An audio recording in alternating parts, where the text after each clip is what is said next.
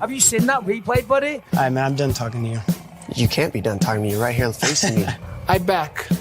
Trust me, I back. Dana! 60 G's, baby! But I'm not impressed by your performance. It's normal. Come on, guys. It's normal. You'll do nothing. You'll do nothing. I'm the man of the hour, Joe. Too sweet to be sour. What you see is what you get, and what you don't is better yet. I'm the women's pick. I'm the men's regret. And if you win against Chael Sonnen, you made a bad bet. I don't have much left to say other than you have seen nothing yet.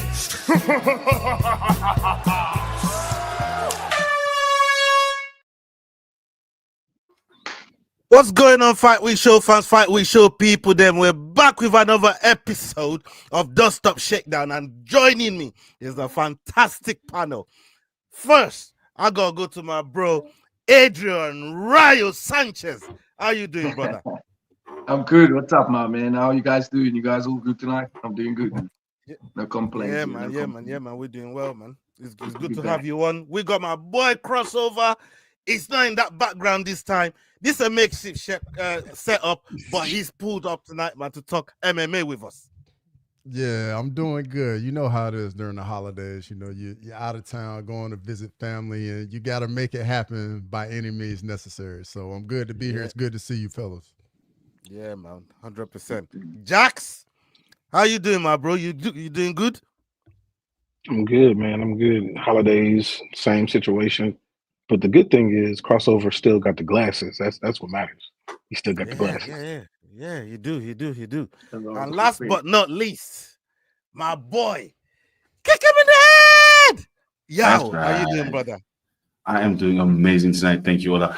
Happy to be back on the Dust Up Shakedown. It's been a couple of weeks since I've really gotten into it because of the late start time, but I'm ready. Let's go.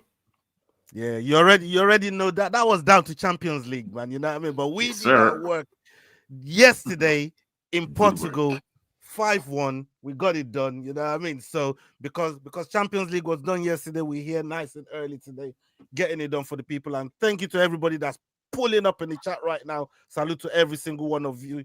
If you're watching on any of them platforms, make sure you're following every single one of these guys on their platform, making the walk. We got Keith, kick him in the head kick pod. We got Crossover MMA. And if you're not following Adrian Rayo Sanchez, I don't know what you're doing. You should be following this brother right now, doing great work at Yokai as well, man. They're doing fantastic work over there. Okay. There's been a lot that's been going on in the MMA world, people. You man already know that. Plenty going on in the MMA world. But we got to start with this clip right here. This one here, it's been mental. Let's go.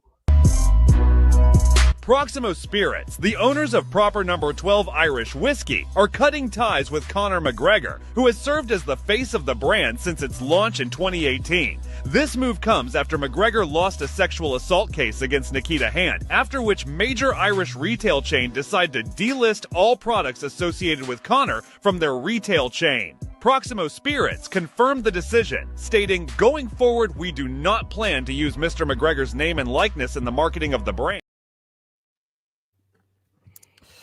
Okay, we've all heard what's happening with Conor. All right, it's not great for him. But on top of this, he's got some additional shit that's going on with him, and this is from somebody that we all recognize that's got some familiarity to do with that bottle that we just seen just now. Let me hit you with that clip. Conor McGregor faces another huge lawsuit. When it rains, it pours. And after being forced to pay hundreds of thousands to a woman in civil court, Conor McGregor is now dealing with another lawsuit, one that fight fans may be familiar with. Back in 2022, it came out that Artem Lobov was suing Conor McGregor for 5% of what the former champ made when he sold off a chunk of Proper No. 12 ownership. According to Belfast Live, the case is set to go to court in January, with McGregor facing a legal battle worth £7 million. McGregor. Hey, like the man said, when it rains, it pours. Like it's mental. But Adrian, I'm gonna come to you first. With all this crazy shit that we've been hearing, that's been going on with Conor McGregor, we all know what it's been like outside the octagon. What's your take on all this craziness that's going on with him? Let it rip. Man, I've only been seeing what the headlines have been talking about, but I know about this whole sexual harassment case that he had to go through previously. But apparently he had some other thing with there was like that issue with that one chick that said she had his baby and all this stuff, and she was like harassing him as well. And but yeah, I'm not surprised, to be honest with you. And he's kind of admitted it already, because he said whatever happened, it was consensual. So now that's the whole reason why he wants to appeal. But I don't know. But I think the people are starting to speak now as well. He's getting cancelled left, right, and center now. I saw them painting over a mural in a gym, and now obviously the proper 12. And I think there was another brand that he had lost some. He was the face of. Yeah, Forge and a gaming thing with Hitman, the Hitman game. Yeah, he was removed off the one game or something like that. Hitman. Right, yeah, Hitman, that's the one, correct. But it's catching up with him. I mean, he's trying to live this fast lane lifestyle, and I feel sorry for his wife. They are married. I don't know if they're married. I don't even know if they well. You might as well say his they're married. fiance. How long they been together? Fiance. 15 years. I don't know. It's shame. Poor Conor McGregor. Yeah, man. Like y'all knows everything about. Y'all knows everything about Conor, man. Like he's got a dossier on when they started that relationship and everything. I just feel like it's all catching up with him. It's just catching up with him now. You can't. And that autumn thing, I thought it was a bunch of nonsense. I didn't realize that they were actually going to court for it. No, they've been in business. They were in business. I didn't realize. Yeah, they were in business when. I guess karma is coming now for McGregor. It's like, okay, it's a time for you to pay now. No. I mean, a lot of MMA, a lot of Jacks, a lot of MMA fighters they've all come at Conor McGregor. Even Mike Perry, tweeted saying he's fired this time. You know what I mean? You can't be texting me that I'm fired, bro. You're fired this time. Dustin Poirier, Khabib Nurmagomedov. You know what I mean? Remember when he told Mike Perry after fighting Jake Paul that he's fired?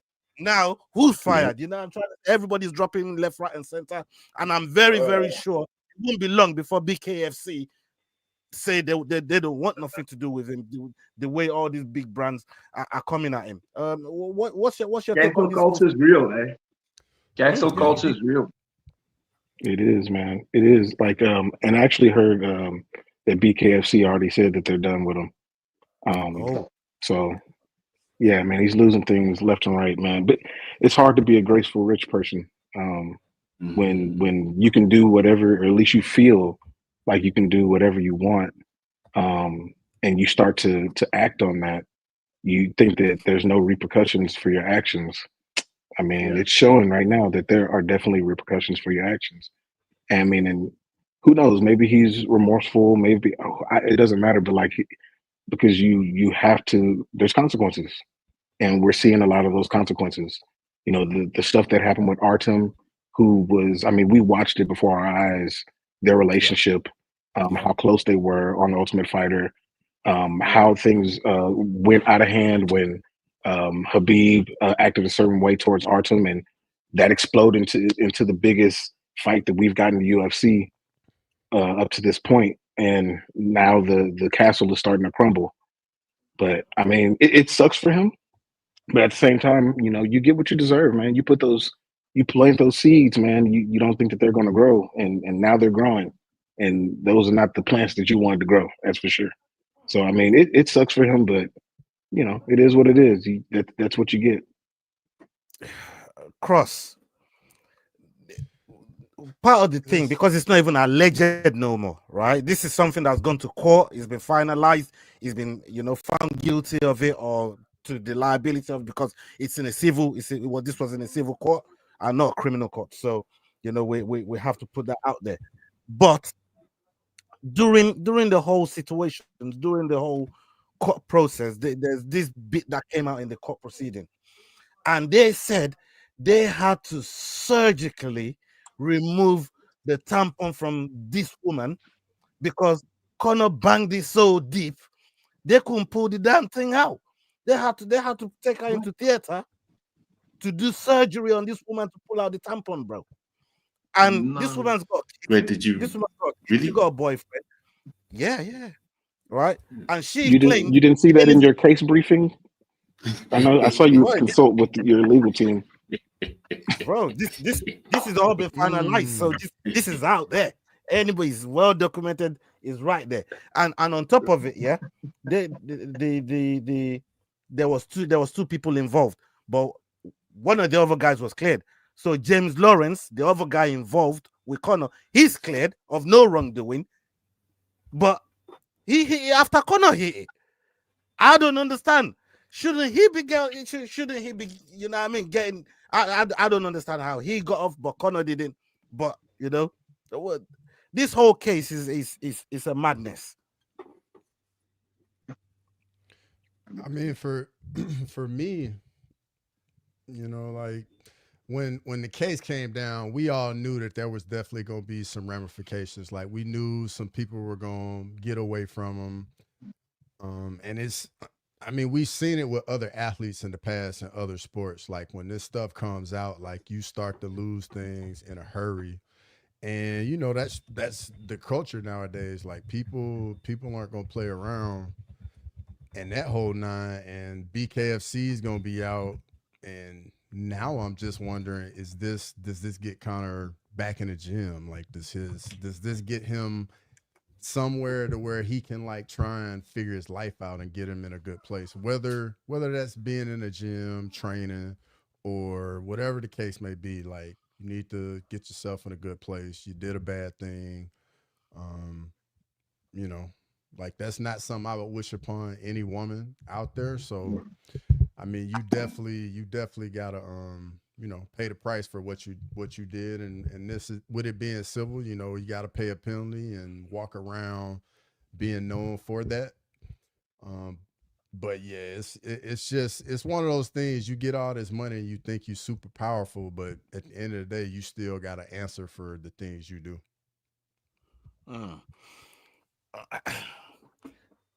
I'm gonna come to you, Keith, because I know, you know, everybody's saying council culture, people are dropping him, but one person I know ain't dropping Conor is Yao right here. Talk to me, Yao. What you made of this whole situation? All right. Well, look, I'm going to start off by pouring myself a shot of proper number 12, but for one reason. Conor sold his shares in proper number 12 in 2021. And that's where he made a lot of his money just after his injury. And that's probably why he hasn't been fighting. So like Crossover said, hopefully this brings him back to the cage, because all these sponsorships are dissolving into nothing at this point. In terms of the case and its merits in and of itself, I think, Ola, you said it yourself, a court has found, and unfortunately I do not have qualifications past the judge, and with all those facts, look, the court is the court, and I accept it for what it is. Guilty is guilty. Sorry for his wife, but she is standing behind him saying that she believes him. So at least they're still strong. So that's great, because it's not something you want to see happen to anyone. Just because it's Conor McGregor and, you know, we have certain sentiments towards him, it's not something you generally want to see. But yeah, unfortunately, the court found him guilty. Guilty is guilty. He is appealing. We'll see what comes through after the appeal. But in terms of losses, yes, proper number 12 isn't really a loss because he already sold the shares. He was just the face of it. So, you know, that's a little bit of marketing, sponsorship money. Sure, it's not the. I mean, people are still buying it because of him. People like you. So that's no. So look, right now, I shouldn't even have opened it. This might be the last of the actual proper number 12, because all they'll do is they'll repackage it and bottle it as another brand. That's all they're gonna do. So this should have been a collector's item. But with that said, I like how you're thinking. Man. I like how you're thinking. Go on. So I can't really support it. Guilty is guilty, unfortunately. But hopefully we do see him back in the cage, because at the end of the day, we've seen what John Jones's history is in his criminal record, or his rap sheet, let's say. We've seen quite a few other fighters who have relatively longer rap sheets. Connor's isn't that long. He does now have one, but it hasn't stopped other fighters in the past. The question is, at 36, how much more does he really have left after all of this? You know, it's become a bit too late now. So maybe we'll see him, but at this point, I don't think we will.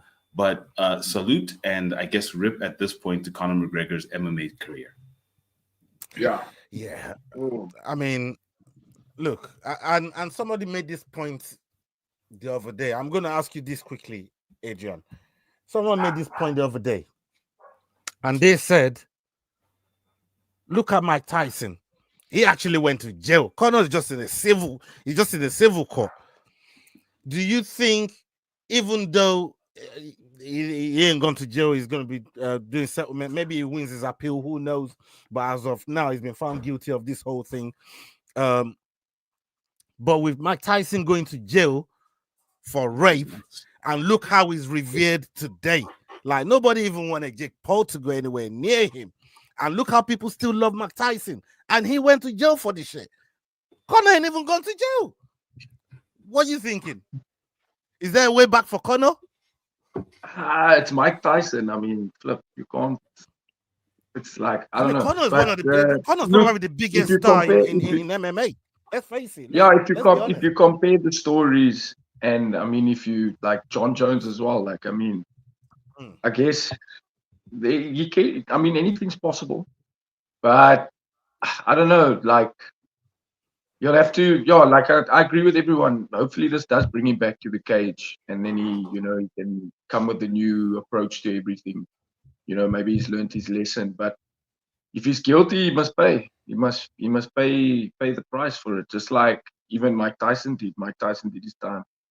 But I don't know. It takes a certain man to come back from something like that, and I don't know. Maybe it changes his character back to what he was before, or I don't know. Maybe it creates a new type of Conor McGregor that he musters up this courage to try again. Because I think it's going to take more courage than anything else, because he's going to be coming up against basically everyone that's cancelled him, and everyone's going to turn their back on him.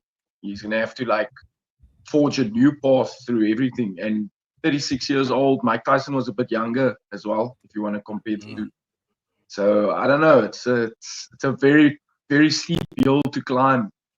Especially someone in his predicament, injuries, age, that kind of thing. Everything he has to face now, lawsuits, the penalty for this crime, whatever. Yeah, it's a tough one, but I mean, anything is possible.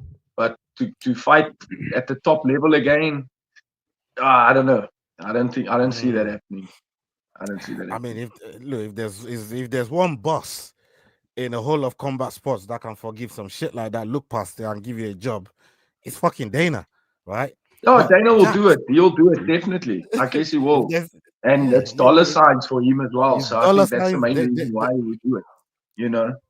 And Dana, I'll tell you what, Dana is straightforward with that stuff. He'll tell you if it's for money or not. But he's all about the big name. But anyway, I don't know. It's going to be a tough one for Conor McGregor to come back. I hope. I mean, I like a good redemption story where a guy messes up everything and he's comes back and But this guy says he likes a good redemption story. He's not wrong. He's not wrong. That's a legit thing. A lot of people like that. And a point I was gonna make is fall like this for Conor of this magnitude, it sets him up for a very big redemption story.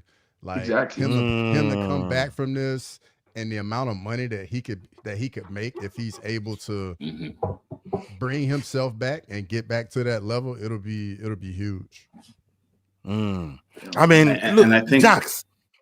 1 minute, y'all. Just hold that thought for a minute. I'm gonna go to Jax real quick because I wanted to ask him this a second ago. They're talking about Conor, maybe getting back into fighting will do him some good, but we're not thinking of the mental aspect of this. What does a press conference look like from other fighters to Conor in build up to fights like that, bruv? I mean, they're going to tee off on him, man. I mean, a whole panel will tee off on him. I mean, everything that we saw when he had that magical press conference where he was, I mean, anybody that spoke up with anything towards his direction, he was knocking them down. It'll be completely reversed. But Connor's good at that sort of thing. So I think it would be a legendary press conference. And I think that him coming back is very different from Mike coming back. When Mike came back after he went to jail, he was hurting for money. And he was still trying to figure out his addiction situation. So he had something to put that towards. And everybody knew that he had an addiction. Now, Conor may have an addiction, and maybe that has to come out too. You know, so there's a lot more to his story that we need to understand. And his motivation is very different from where Mike's was at the time, where Mike had to kind of regain his empire. Conor ain't lost no money like that. Like the civil case was like a watch for him. The payment was a watch. That ain't nothing. That's nothing. That's not hurting him. And if his wife is still behind him, like, I mean, he can dip off for a little while, come back, and if everybody hates him, that's great. Because now they have an opinion and they want to see him lose, which means they want to see it, which means he can make money. So he's still a cash cow regardless. This actually might make him even more of a cash cow depending on who they put him up against. So it's not a situation where he's not going to make money. If he loses these endorsements and all of these deals that he has, I mean, that hurts in the end term. But if he wants to get back in for one more, they pick the right person, he'll make a gang of money. So it's not over for him. But if he wants to be beloved, then he has a ton of work to do to get there. You're right. I know what he can do to fix it. There's one thing talking about wanting to be beloved. I don't think Conor gives a fuck about any of that. You know what I mean? Like this man slaps people in the pub, slaps old people in the pub and shit. Like you don't care about being beloved, bro. But yo, you had a thought that I said, hold that thought. Please let us hear it. No, don't worry. I've got that thought. My question is, if he comes back, who will he fight? That's now my question. Because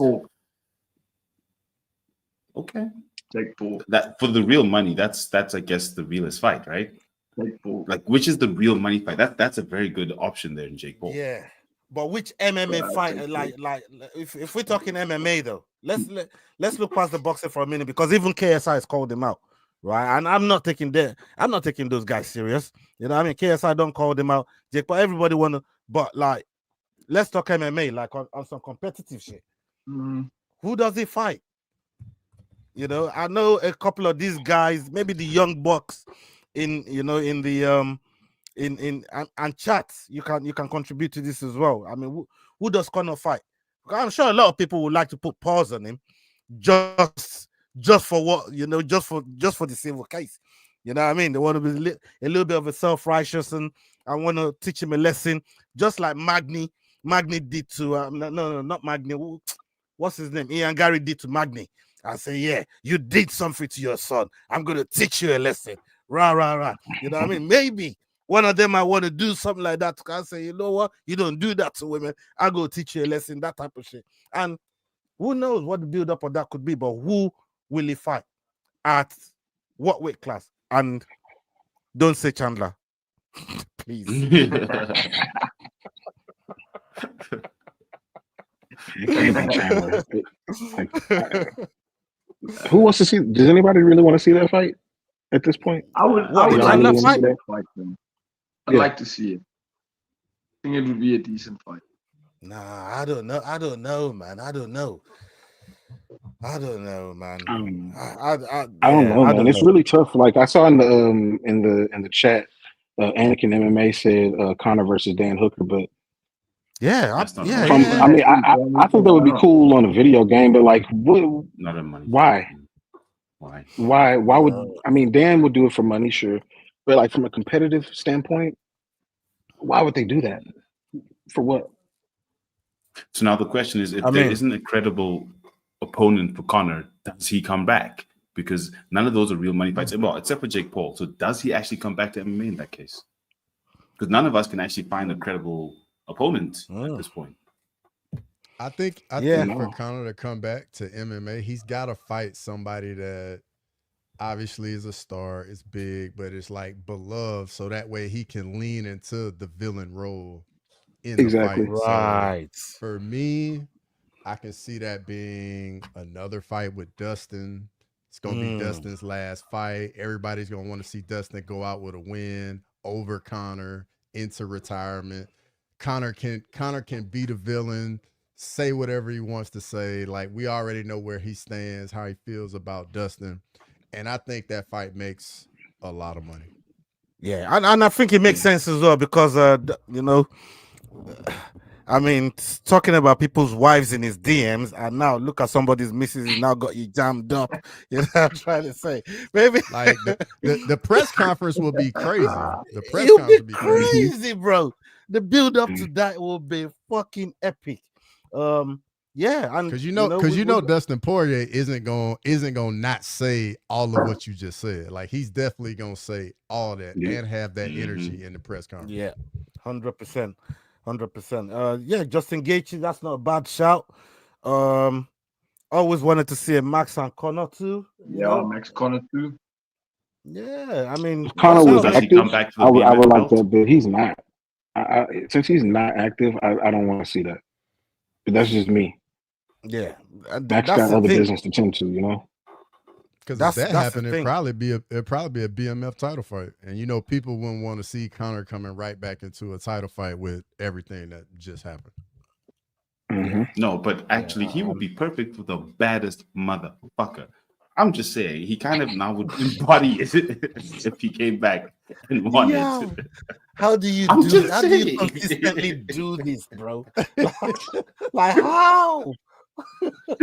How? I mean, was he in court the other day for Conor? Like, bro, you did a fantastic job because that woman was looking for 1.7 million. She got 250 grand. You know what I mean? The lawyers did a great job. That's what I'm saying. She got she was asking for 1.7. How much was she going for? 1.7 million. 1.7.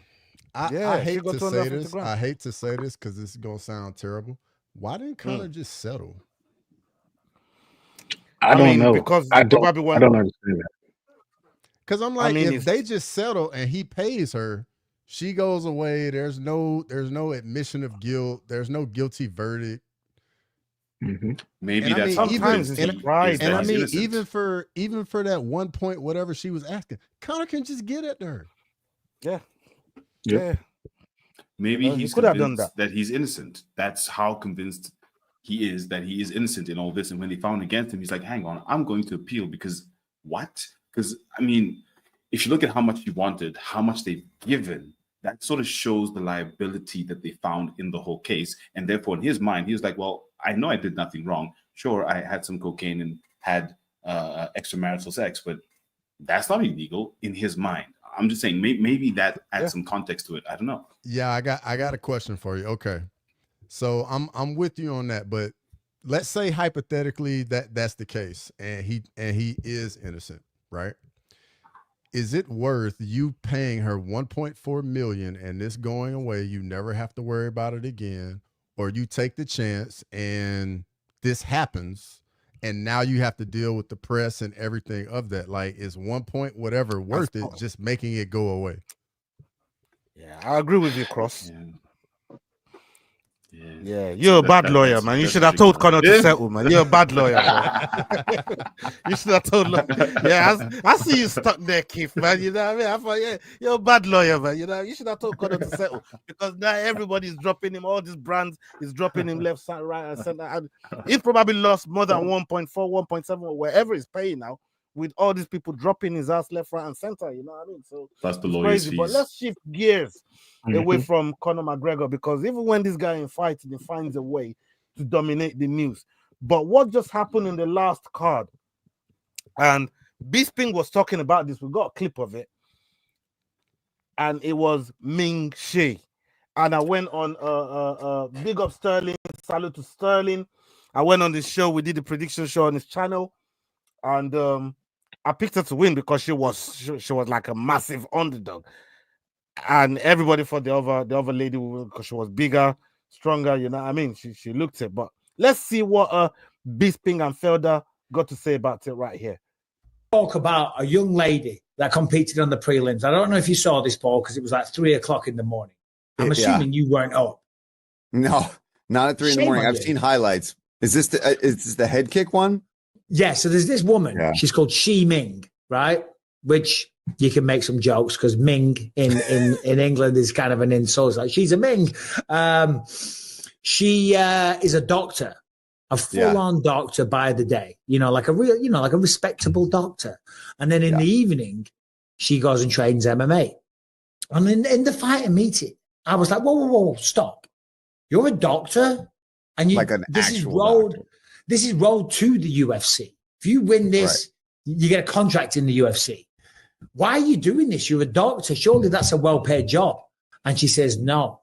In China, it's not a well-paid, respectable job at all. And you kind of, at birth or when you're very young, they kind of identify you into one of two groups. This person has athletic ability. They will take him or she off and cultivate them to be an athlete or whatever. Or you're smart, you're academic, and they put you into that group and you go off and become a doctor or a lawyer or whatever.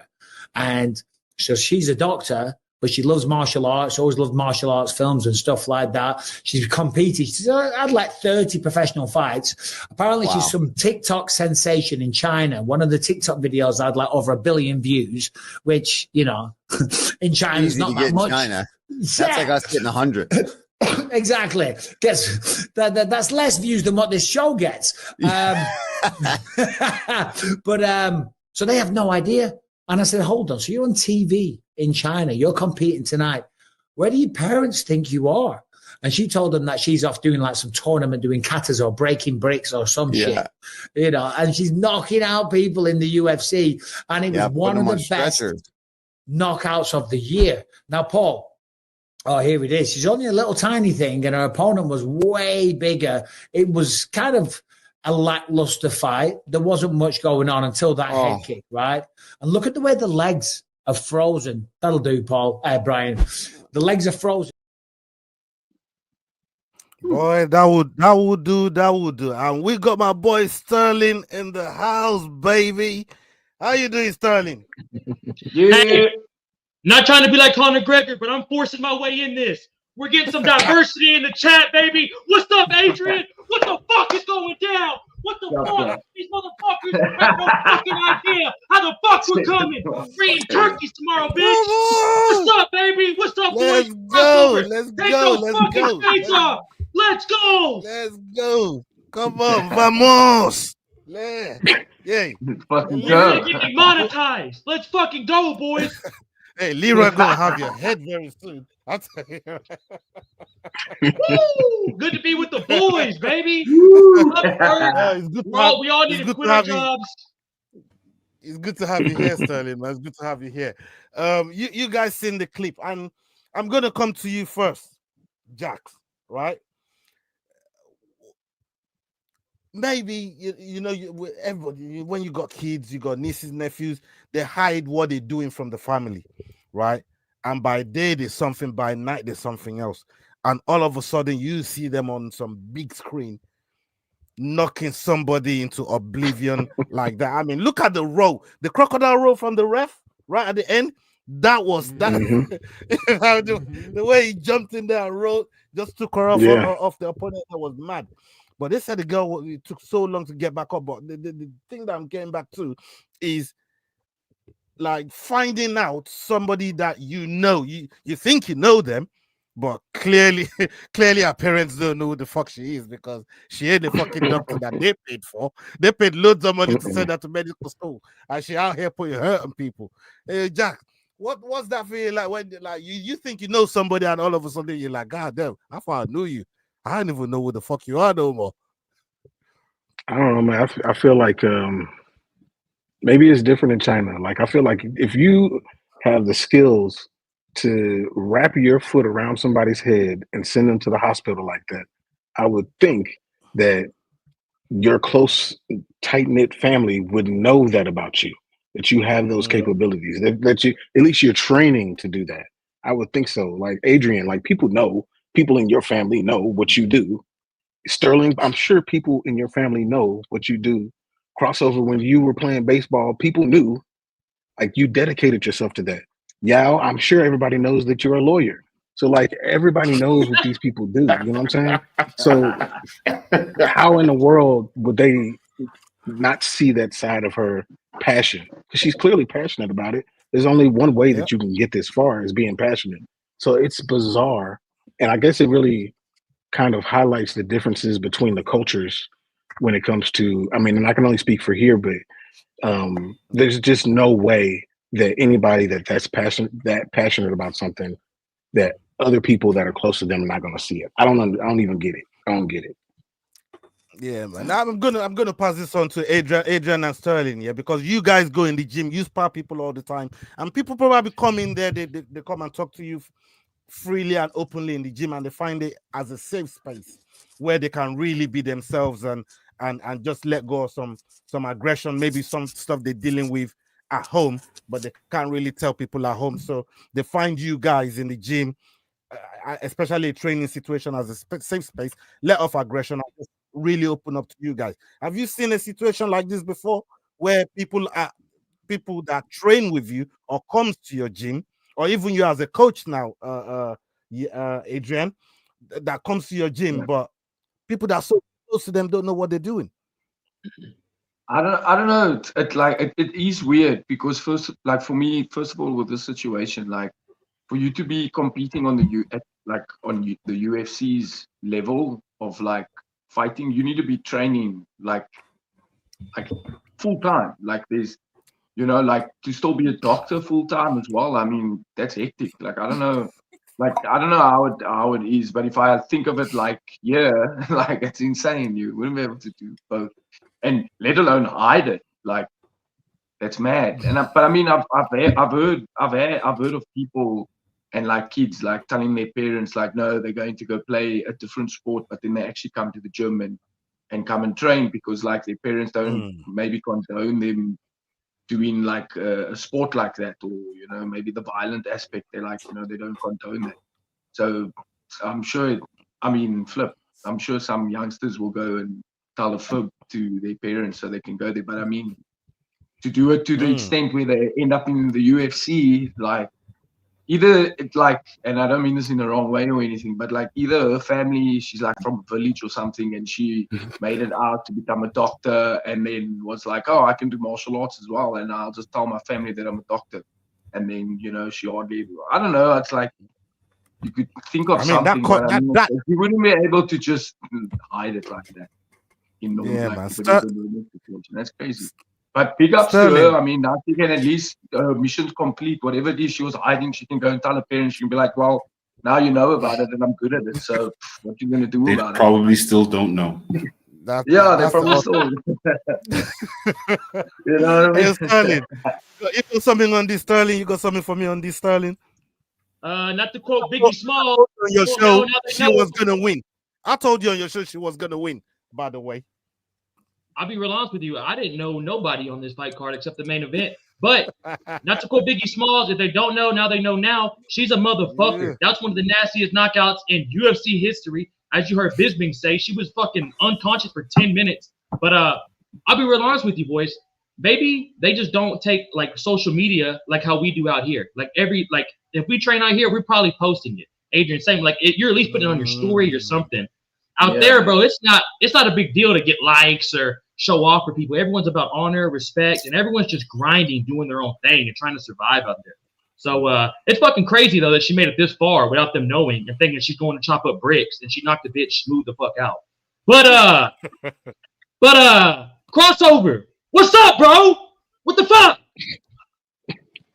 I'm coming in with a lot of different energy today. Up, bro? I don't know, crossover. I'm not gonna lie to you. I'm panicking. I don't know what to do with my hands. I'm dripping sweat under the hoodie. I just came from sparring. I don't know what I'm doing, but I want to hear y'all's thoughts, boys. I've been listening to the show on the way back home. Adrian, you're the motherfucking man. Shout out EFC, but I'm ready to see what the boys think at the bottom, baby. What do y'all think? Yeah, let's hear it. Let's hear it. What you got, Cross? What you got? Let's go, Cross. Man, yo, like I'm in here with the family and there's two small little babies, so I'm trying not to be too loud over here. And of course, blame Sterling. Blame Sterling. Of course, blame Sterling him. is Blame. just bringing Put all the this blame energy. on him. It's all good, but yeah, I'm trying to make do and do as best I can over here. You doing well, brother. You doing well, man. You're the man. You're the man. Don't Gonzo. listen to Sterling no more. Listen. Nah, you're the man. You're the man, bro. Yeah. So you got something for us on that one, that Cross?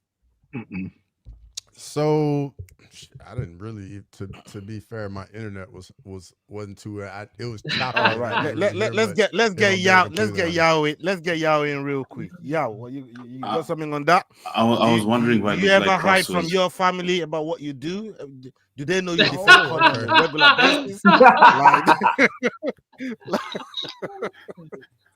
Well, it's been known to happen, but when Cross glitched out, I thought he was asleep. I was like, "Man's asleep on the stream," but he's okay. He's just glitched out. Have I ever hid? Not from my family, no. Although there are a few things that you keep away, but I think what Adrian said is very important. Where fighting at that level, to fly internationally, to be in camp, that's something that's very intense. It's a full-time doctor. It's crazy. But what's weird is Bisping said she has she's a viral sensation in China with over 1 billion views. Let's just assume that's rounded off.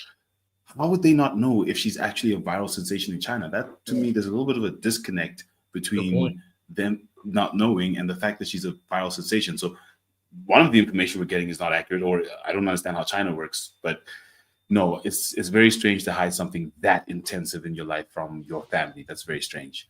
But hey, anything's possible. People hide kids all the time. Kids fighting, what's the difference? Yeah, man. Don't let them bully you, son. Don't let them bully you, son. There you go, Steve. That's what you see. Don't let them bully you, son. Big up yourself, man. Thank you for pulling up. Okay. We got another topic right here. And this is one that, again, it just makes you laugh. It makes you laugh. Why these guys keep doing this, and when they finally feel it, I don't feel sorry for them. But yeah, let's hear it. Let's hear about this one. I never did USC before though. I don't know no technique for kicking. I'm more of a boxer. Like nobody in here can beat me in boxing.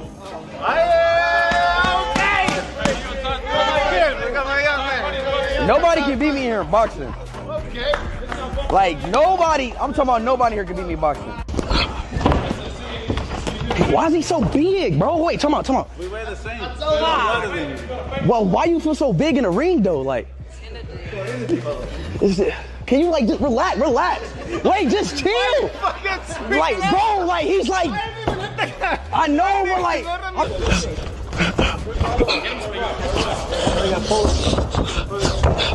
Why you not punching, bro? See, he's fucking with me. All right, come on, bro. No. Give him a good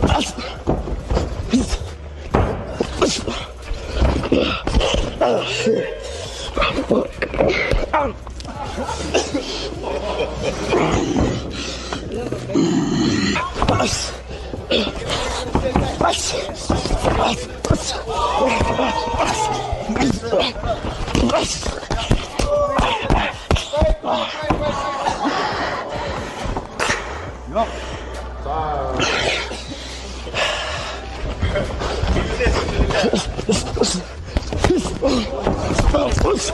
Come on.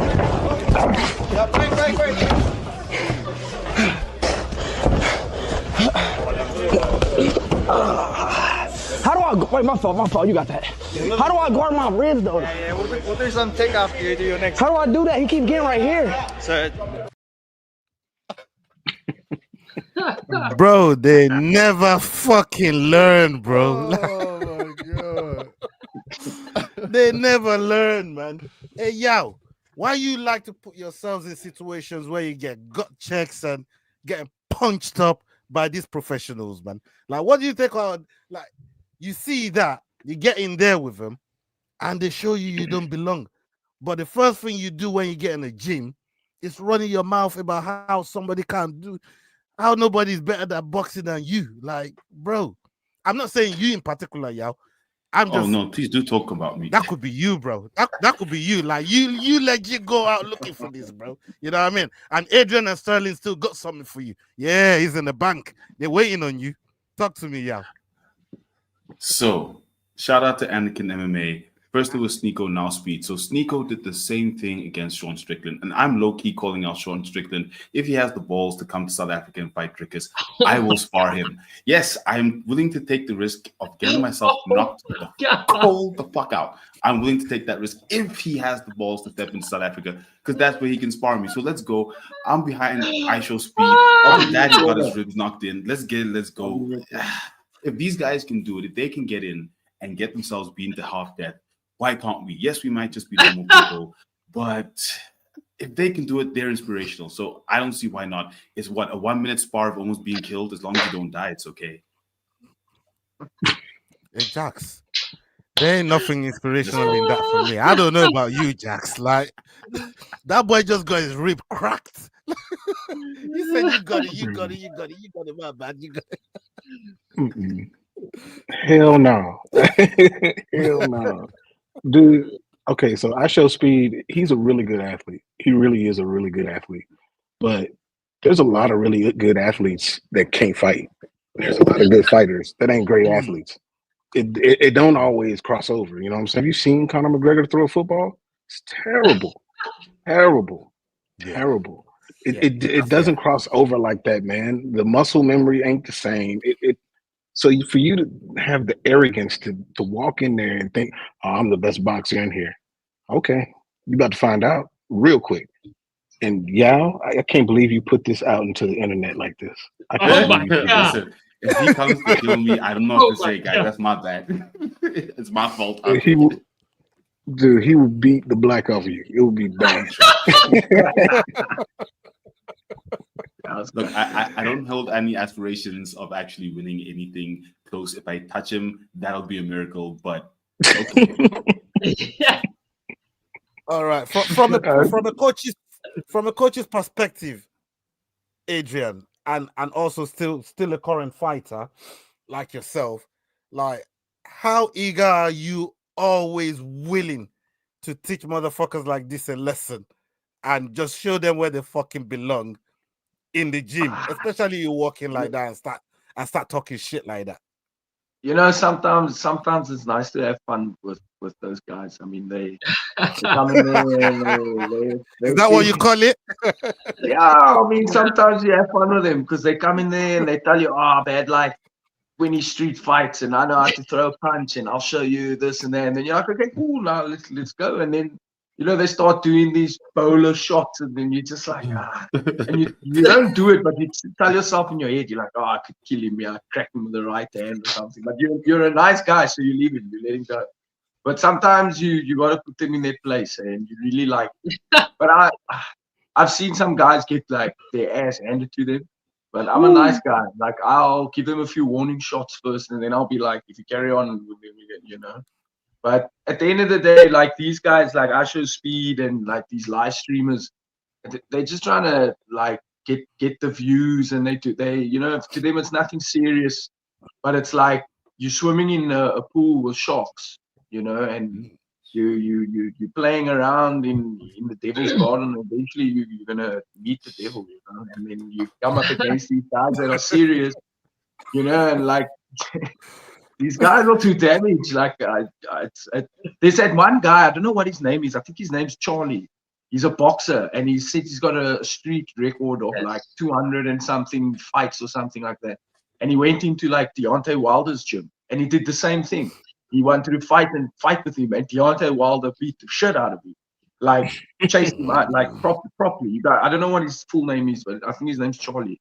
And he's been in like some MMA gyms also, like same thing, trying to take the piss, and then these guys like beat the shit out of him. So I understand the fun and games behind it, but I mean, some of these guys, imagine you're going to do that to Wanderlei Silva or someone like that. Like, Jesus Christ. like they That's will the damage name. you, bro. They will That's the damage you. name. Like, you know what I mean? Jesus Like a prime Christ. bundle over. Like you come in there, hey, let's just spar. Guy's gonna rip you to pieces. But I don't know. It's people they're just trying to find an expert. You see, did you see how happy Dan Hooker was when these guys started talking shit? Like, you see how happy? I never seen Dan Hooker that happy, bro. He knew I was about to put some pause on that boy. Sterling, like, are you ever that happy to beat somebody up in the gym? Whether novice or oh, you always like that? It gets my dick hard when I see one of my friends who want to come in or somebody who fucks around like that and they want to just try and see what this is about. I fucking love it. And like Adrian, I'm a cool dude. I never go to the head with it. I throw heavy leg shots and heavy body shots. But like Adrian said, you see moments when you could kill them, where you're like, I could literally take this dude off the planet. But you just have to show them, like, hey man, there's a difference between me and you, and this is many of them. So I think Dan Hooker let him off real fucking light. He wasn't even throwing them body shots hard. He was just kind of throwing them in there. And then how's dude gonna say nobody can beat me here in boxing, and then go show me how to protect my ribs? Like, what the fuck are you talking about? What the fuck are you talking about? And crossover, you know how I feel about boxers coming into MMA. Bitch made boys who want to try to step in here with them little ass legs and get down with the real motherfuckers. So to be honest and wrap this up, because I really want to see what crossover has to say. Yeah, I'm with all these boys like Sean Strickland, Dan Hooker, all these guys who want to keep sparring these UFC guys. I fucking love seeing it. So if anything, I just hope these guys go a little bit harder and maybe put one of these guys out. But I cannot wait to see Yao and Sean, baby. How can you say that after saying put one of these guys out, Sterling? Come on, bro. Yeah, my bad. I mean like these Twitch streamers, like these little streamers, and like these Aiden Rosses and Kai Stentz. Them, not you, my dog. God. You my dog. Yeah. I hope you learn to punch, though. I would hope you learn to punch, but you're gonna walk in looking like Yao, and you're gonna walk out looking like Ian Gary. So you're gonna be all black, gone. Hey, across. Sterling wants to hear what you got to say. I want to hear what you got to say. The people want to hear what you got to say on this one. Talk to us. So man, whenever you see like crossover like this, where it's like normal people going to do stuff against professional athletes or other athletes go against other athletes in different sports, like I love seeing that. There used to be a show over here in the States like years ago called Pros versus Joes. Yes, sweet, bro. Like I used to love crossover. And I mean, you know, like it lets everybody think, because you know there are guys that maybe they didn't go far enough in sports, or they did something else, and in the back of their mind they're like, oh, if I could do that, like if I had stuck with it, I can do it. So I like to see it when guys go actually try it, and then they get a dose of reality and they see what it's really about, and that's why they didn't go further into it. So, but I don't have anything against guys going in there to try, and I gotta admit I enjoy watching like the outcome. Like I enjoy watching it. Yeah, the outcome is always that. The question I always come back to is, these motherfuckers never learn. You know? They never learn. But hey, you know, there's always gonna be people like Yao in this world, man. They ain't never gonna learn, man. You know what I mean? You're calling out Strickland. Jesus Christ, what's wrong with you? Would you really spar him? Look, if it's like for 1 minute, and obviously if he's here to fight Drickus, I'm gonna know. What makes you think Strickland is gonna let you go after 1 minute? Like I'm just curious. What makes you think he'll let you go after what? Like, you know what, I'm done. What makes you think he'll let you walk out of that cage after 1 minute? In the words of John Jones, I believe in my Lord and Savior Jesus Christ to come in there and carry me out before he kills me. I don't know, because it's a dangerous situation. I'm aware. I've seen Strickland talking about he's looking at somebody and he's looking at the corner of a table and he just wants to smash the temple on it. He's openly talking about this shit. Like, what makes you think that guy is gonna want you to go after a minute? Like, just Think and about you who love you call out, Drickers. bro. Like, 1 You minute. love Drickers too. So he finds that out. Oh shit, yeah. oh, you're done. It's over for Oh you. shit. Look, Hey, y'all, right you now got I'm it, counting brother. You on got it, internet brother. anonymity. Crossover. Y'all, don't worry about all that, bro. Like, you can go in there, you gonna put hands on Strickland, bro. I believe you, bro. Hey, I knew don't care about you, bro. Cross hated his He don't twin, care man. about you. Straight up, brother. Go in there and put them hands on Cross Strickland, hated his dog. twin. I knew he hated Bro, his twin. just go in there and be like, bro, Strickland, you don't have any power, bro. Like, I'm walking through that, bro. That's all you gotta say, bro. Let's go. No, look. If he's in South Africa, the respect is there. For me, it's just I want him to come. It's about the respect.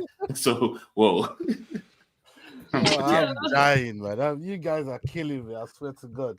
Yeah, big up everybody that's been locked in right now. We got one more clip. Well, two more clips, but one more clip where I want to get everybody's thought, and then I'm going to run you the final clip. And Adrian's going to just walk us right through that one. But I got this one here, and we're going to let Cross go first on this one. But this one here is a good one. Let's hear it. Every time Tom walks out that octagon with that belt, there will be a question hanging over his head. Well, you never beat John Jones. Don't matter if you beat this guy and that guy. How are you the champion if you never beat John Jones? Jones knows that. So honestly, if Jones is trying to pull the ultimate troll, he doesn't fight Tom Aspinall. And he lets Tom run this division for as long as Tom can run this division and live with that over his head. Well, you never beat John Jones. So are you really the champion? It's like, that's what it would seem Jones would do, because there is a lot of risk in him fighting Tom Aspinall. I didn't know it initially. I still don't know if I believe it as strongly as some do, but I do believe that this guy is tough. I mean, he's like 8 years younger than Jones. He's huge. He's got a lot of great skill to give him problems, but if anybody can figure it out, it's John Jones. Yo, okay, so Cross, we're coming to you on this one. I'm just gonna go. Daniel Cormier is 100% correct.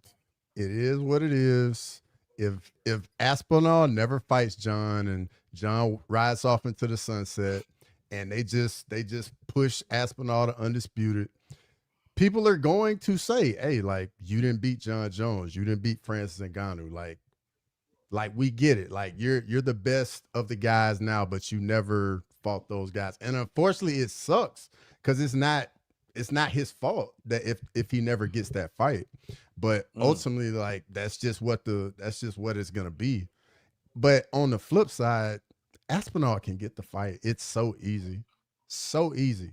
All he gotta do, come on over here, go to Jackson Wink, bring the camera crew, and pull up. Be like, John, fight me. You saying Bill I should speak? 90s.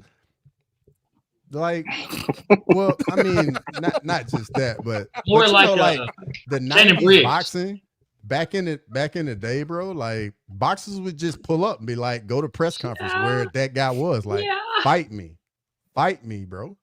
Hey, Shannon Briggs, energy, bro, and Shannon Briggs. Let's go, Shannon. Bro, the fight will get made. That's literally all you got to do. Pull up on him, be in his face. The fight will get made. Adrian, take. I mean, you in the fight game, and there are certain fighters you fight. Maybe you didn't get the win on them, or they didn't get the win on you, but you never give them that chance again. You just hold that. You just hold that over their head. Is that as we see? Because Jones is probably one of the masters at this. At just giving you that mental torture, like being in your head 24/7. Yeah. Is this something that really gets to fighters like that, or is it just easy to move on? Like, you know what? If I ain't getting it from there, I can just move on and do something else. Or do you think it's in Aspinall's bones as a fighter, from a fighter's perspective, to really want to fight Jones? And if Jones don't give him that fight, he'd say, you know what, I got that thing over your head, man. And whenever you finish fighting, Jones, we know Jones be jumping on that tweet. He be tweeting a lot soon as the fight's done. You know what I mean? I'll be telling them, yeah, but you never beat me though, blood. You know what I mean? Like, how do you think that goes? Look, I think it depends. It depends on how personal the want is to beat him. But like, I have to agree with what Crossover says about, like, if you don't get the chance to fight, like you're the best of this era, but you never fought the guys that were there before you. So it's like if you don't get to chance to fight them, then that ship has sailed. Then unfortunately, you're not going to have a moment like Adesanya did with Anderson Silva. You know what I mean? Where the pattern gets turned over to you. You'll have to fight. You'll just have to accept it and move on. But it comes down to how personal the rivalry is between the two of them, or like. Because at the end of the day, it's like, that era's done. I'm the best of this era. Now I can make a new legacy because that's where theirs ended. This is where mine starts.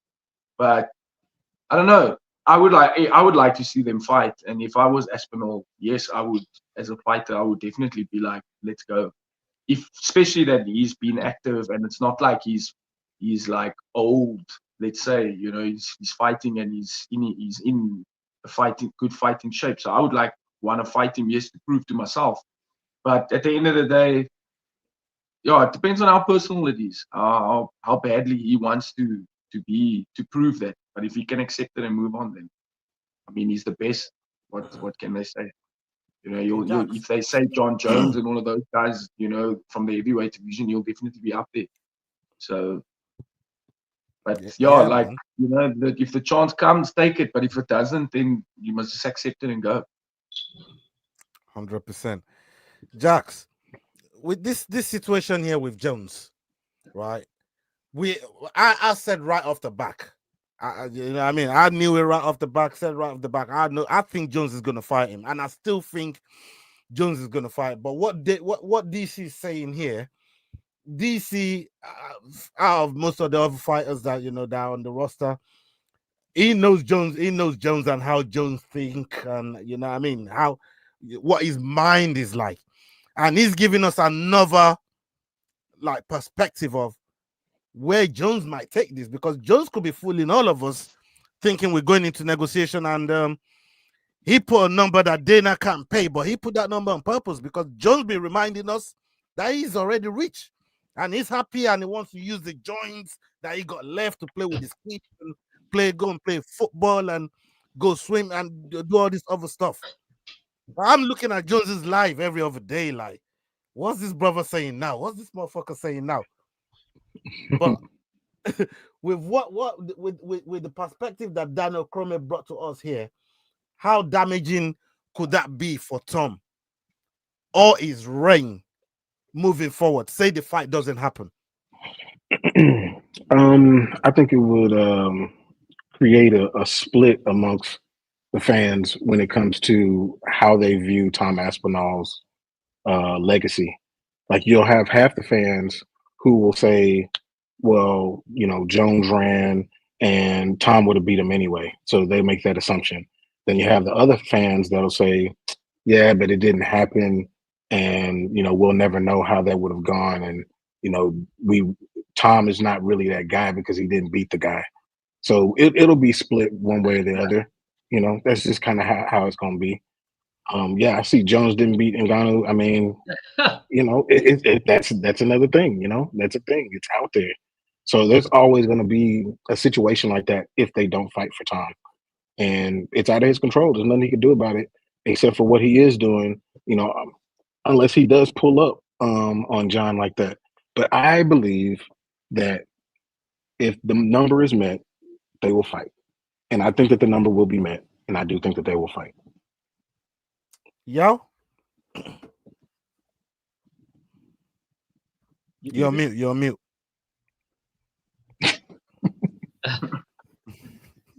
Jones is looking for that boxing money, definitely.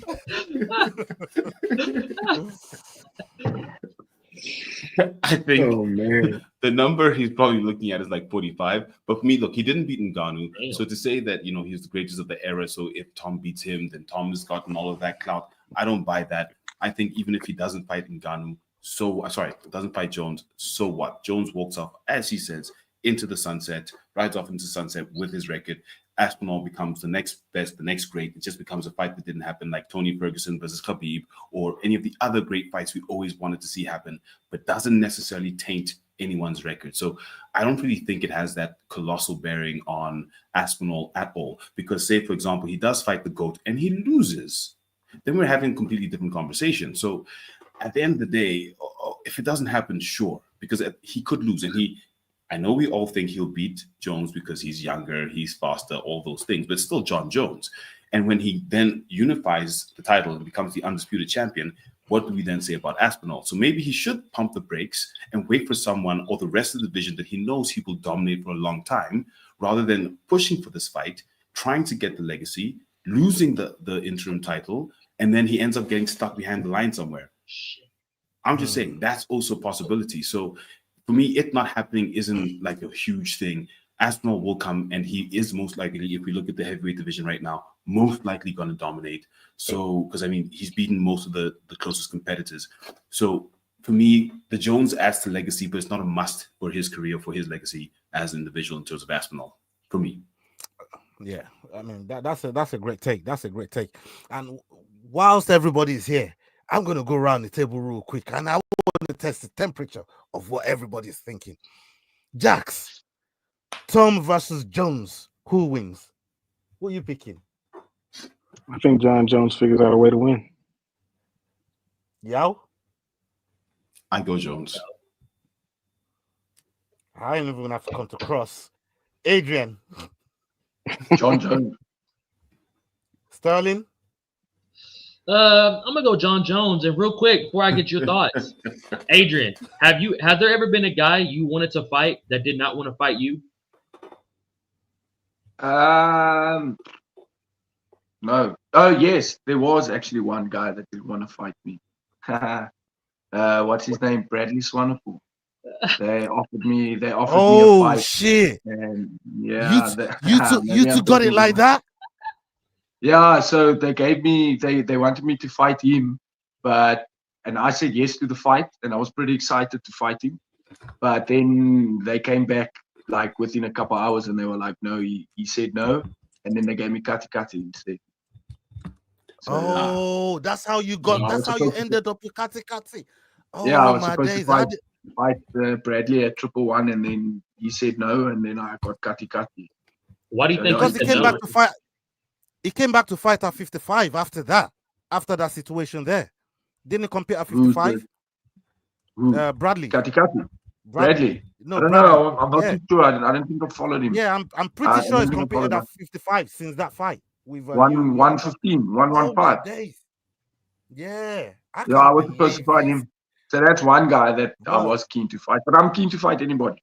But yeah, he said no. Yeah. He didn't want to fight me. I mean, it's you winning. You're a crazy motherfucker, man. You know what I mean? So interestingly enough, I have some insight on that. No. So Bradley wasn't quite available this year. So he just wasn't taking fights in general, which is why he hasn't actually fought since sometime last year. They were having some personal issues where they were changing gyms, etc. So we had an interview with him a few weeks ago. So that's what happened. If it was the Kati fight for 111, yeah, that's what happened earlier this year.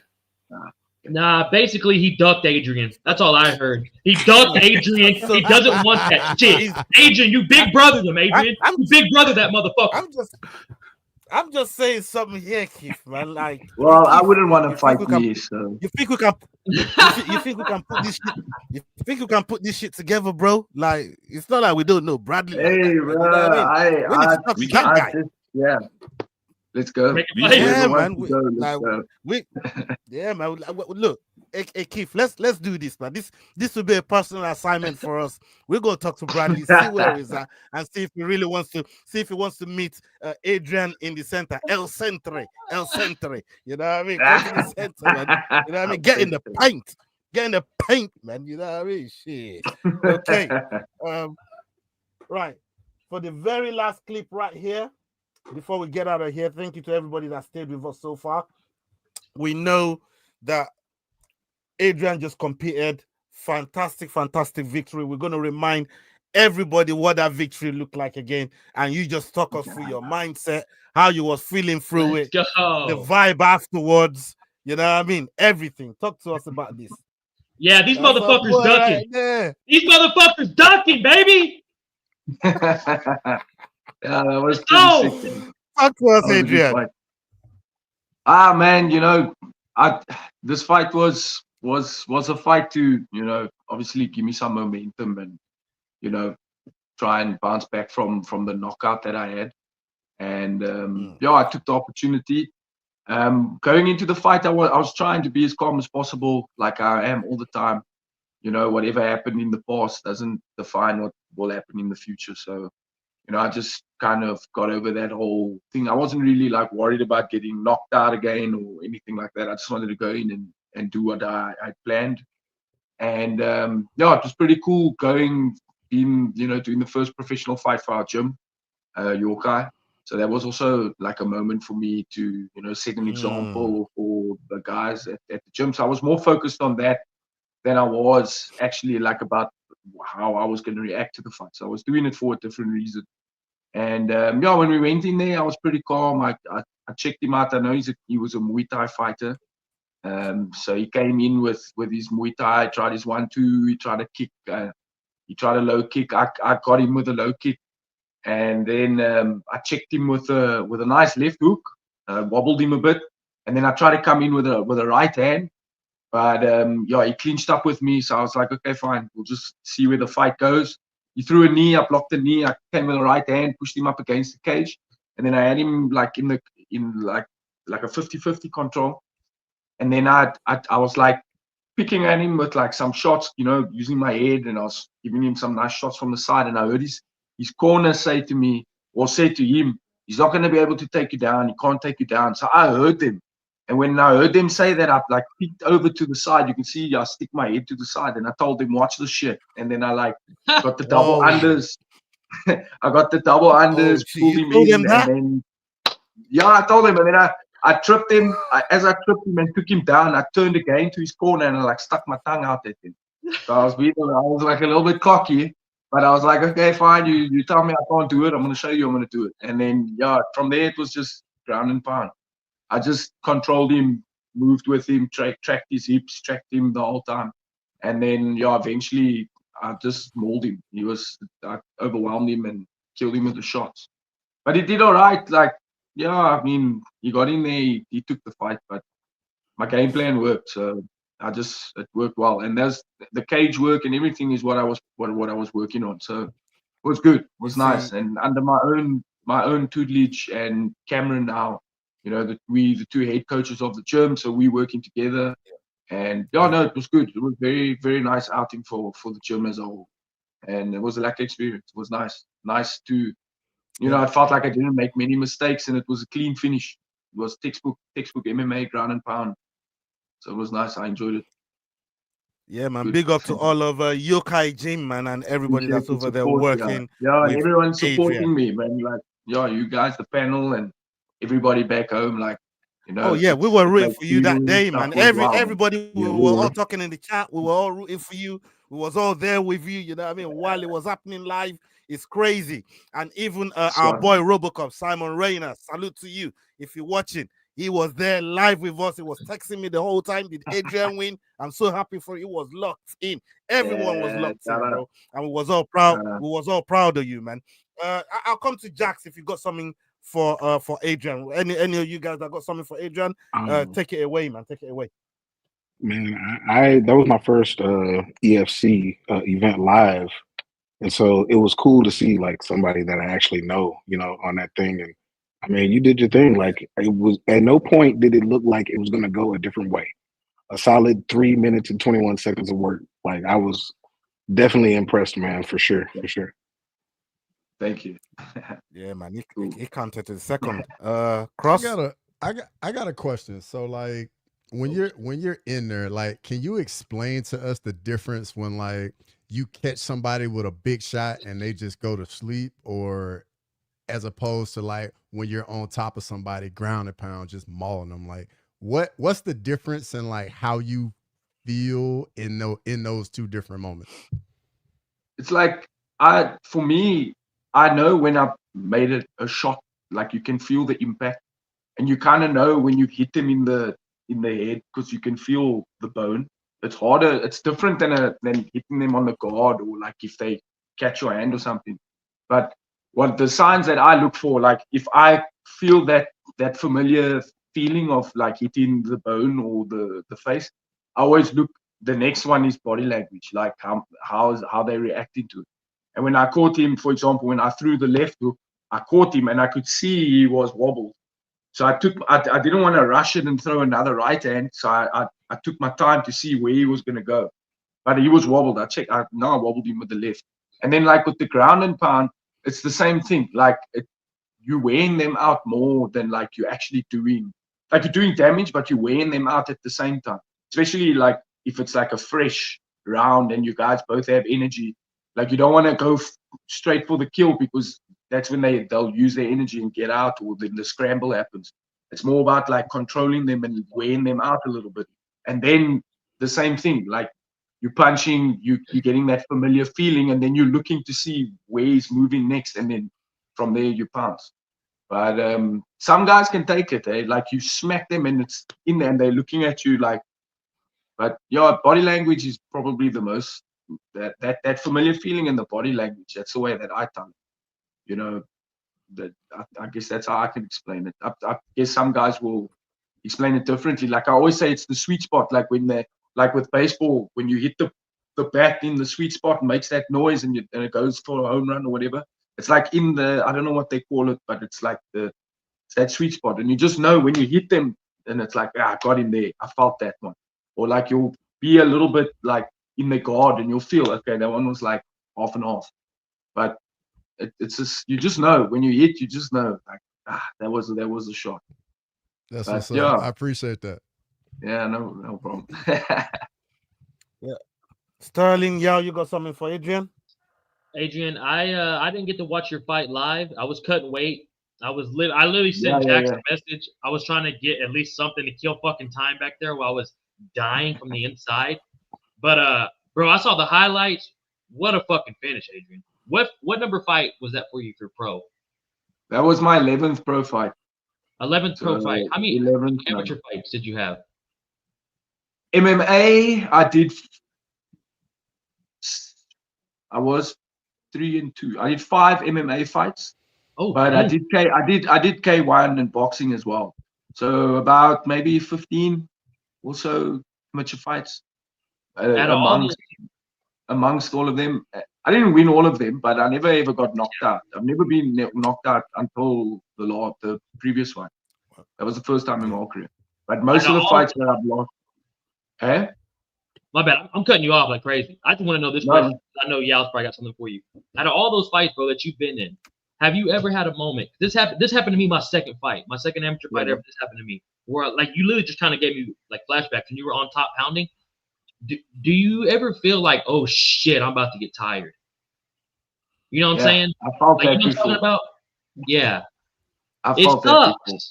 Like, dude, I felt that against what's this guy's name now? I just thought about my second pro fight. I felt it when I felt that against Cassander. I had a bit of hay fever going to Johannesburg because of the change of climate from Cape Town to Johannesburg. So it like made my nose really dry. So but like when the second round started, I threw like a 1 or 2 combo and I already felt, I was like, damn, I'm gonna get tired now because of this. And that feeling, that feeling of like, now you're gonna have to push. Like, yeah, it's not nice. Especially when you look at the clock and you got a lot of time left and you're like, damn, there's still rounds to go. And I felt that once also when I cut weight as an amateur. I was the first time I cut to lightweight. And by the second round, when the second round started, I was done already. Like I had no energy. And I was just like, fuck, I'm gonna get tired. So yeah, no, it's not a nice feeling, and it definitely happens. It definitely happens. But that's where you learn to push through, you know, and you build that character where, for me, I call it autopilot. So when I get to that point where I'm tired, I go autopilot. I just go. I do let my body do the work. I go at a pace, and whatever happens, happens. But like I just keep going. I just keep working. Because there was a lot of time left, bro. Like if you don't, I know, but you just gotta go. You just gotta go. Autopilot. You just gotta go. Just try and remember and go. Like that's where the heart and the push comes from, and the fight is. That's when the fight actually starts. It's like now you got to push. Now you got to fight. So yeah, it happens. It happens. Yeah, bro. Yeah, man. You never know, Sterling. You might need that in January, man. You know what I mean? get that registered up in there. You know what I mean? No more Muay Thai, baby. There, We're back. We're back in MMA. No more Muay Thai. No more Come boxing on. fights. And Yao, you're Come on. You're on mute, Yao. You're still muted. You're on mute again, bro. Dude, 10-8 round to the mute button. 10-8 round. Come on, Yao. You know what I mean? Jeez. Oh man. Connor is not who we're talking about, so you just mute up. Is that what's going on? Adrian ain't Connor? Is that what's going on here? Huh? I was calling Connor to let him watch the Go show ahead. to make sure he knows I'm defending him. But to put into context, Sterling, Joburg is 1,400 meters above sea level. Cape Town is at sea level. So every time Adrian has to come up, it's another mission in terms of getting the right amount of oxygen, in terms of getting tired. So that's definitely a factor that comes into Adrian's training. But Adrian, of your last two knockouts, which one is your favorite? Probably Kati. I mean, that was pretty cool. Yeah, that was cold. Oh, that was brutal. I felt sorry for that, brother. That was my textbook. That's like signature. Like I've caught almost everybody with their right hand. I was thinking about it. I was thinking about it. Out of my 3 stoppages that I had, 2 of them were from ground and pound, and 1 was the knockout. I feel like people forget that I am a stand-up guy. Like I've got a black belt in K1. Like I do kickboxing, you know. But everyone they say that I'm the strong grappler and I've got good submissions and this and that. I've only ever finished the fight once by submission. Everything else was ground and pound or knockout. So, but anyway, we'll see what happens in the next fights. All I know is that I can go both. Wherever the fight goes, I'm comfortable. If they want to stand, we can stand. If they want to grapple, we can grapple. I can do both. So, all rounder. Yeah, man. Salute. Big up to everybody that stayed with us so far. All of our panel, all of our guests. Thank you so much, Jax. Thank you for your time. Yao, crossover. I know you're with family. You made it happen. Thank you very much, and hope you have a great holidays. Sterling, holiday times over there in America for you guys, man. You know what I mean? So big up to you. And Adrian, as always, thank you so much for your time, brother. You know we appreciate you over here. We'll always love you, and we'll always show you respect on your work. You know what I mean? The last thing I want to say before I get out of here, because I just remembered. Thank God I remembered. I said to Eric, I wasn't going to let this go the next time I saw you both in the same place. Dallas and Texas. That derby that happened between both of you. What happened, Jax? What the hell happened, Jax? Like, this Texas boy put some beating on you, bro. Like, I had to reopen that wound for you, brother. You know what I mean? Like, I've already punted on this year, man. This year is over. This year been over. So, what, he's done? It don't affect me no more. Yeah, it don't affect me no more, man. It don't affect me. But what I won't do is I will never, ever, ever root for the Texans. Ever. So I hope they lose all the rest of their games. All of them. Look at this. This guy is shameless. Look at that. Look how shameless he is. We'll always take you, Jax. We'll always take you. There's always a spot on the bandwagon for you, big dog. We're always glad to have you on whenever you're ready. I'll always save one for you, baby. We're always glad to have you on. One more time, right here, Jax. Oh, look at that. Nope. It's not happening. We got you, brother. We're all Texans on the inside. Hey, listen. I said to myself, boy, the next time I have both of you on, I'm going to bring that up, man, because I remember talking about it, and I thought, what was the result of that game? You know what I mean? Yeah. I don't know, man. I'm pretty sure I turned it off early. But I mean, we talked about it beforehand. I was like, dude, we're going to get destroyed. He was like, yes, you are. Yeah. Yeah, man. And that's how the cookie crumbles, people. And we're going to leave it right there. Thank you to every single one of you that stayed with us tonight. It's always a pleasure bringing Dust Up Shakedown to you. And next week, we're going to be back with another one. Salute, big love. God bless, people. Love. Yo, guys, this is Adrian Yanez telling you to use those handles. Hit, click, like and subscribe. Fuck yeah, dudes. If